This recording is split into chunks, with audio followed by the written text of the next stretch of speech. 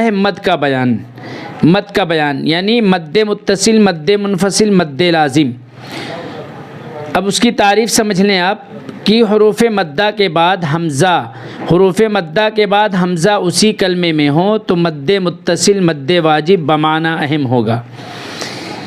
یعنی آسان لفظوں میں سمجھیں کہ حرف مد کے بعد والا جو حمزہ ہے وہ اسی لفظ میں ہو، اسی کلمے میں ہو، یعنی یہ پورا ایک لفظ ہو۔ اب جیسے یہ جاء ہے تو یہ پورا ایک لفظ ہے، حمزہ اسی میں ہے، حمزہ الگ سے نہیں ہے، یعنی دوسرا لفظ نہیں ہے کہ حمزہ دوسرے لفظ میں ہو۔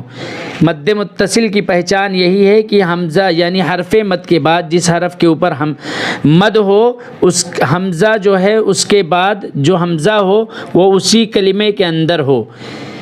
تو یہ مد متصل کی تعریف ہو گئی۔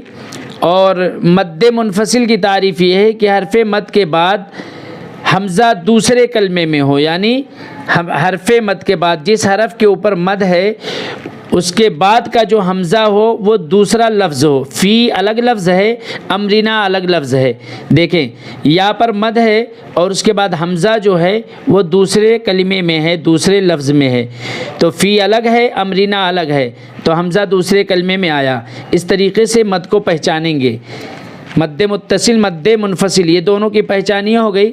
اور مد لازم کی پہچان یہ ہے آسان لفظوں میں حرف مد کے بعد والے حرف پر دھیان دیجئے، حرف مد کے بعد والے حرف کے اوپر سکون یعنی جزم یا تشدید ہو تو مد لازم ہوگا۔ یعنی جس حرف کے اوپر مد ہے اس کے بعد والے حرف کے اوپر جزم ہو یا پھر تشدید ہو تو مد لازم کی یہ پہچان ہے۔ تو یہاں پر دیکھیں یہ اس کے اوپر مد ہے اور اس کے فوراً بعد والا جو حرف ہے لام اس کے اوپر جو ہے سکون ہے، تو یہ مد لازم کی پہچان ہے۔ اب یہاں پہ دیکھیے یہ مد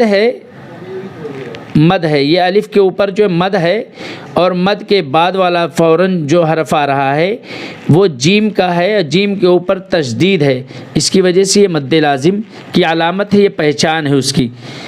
تو اس کو ہجے اس طریقے سے کریں گے، جیم الف زبر جا اوپر مد، حمزہ زبر جا،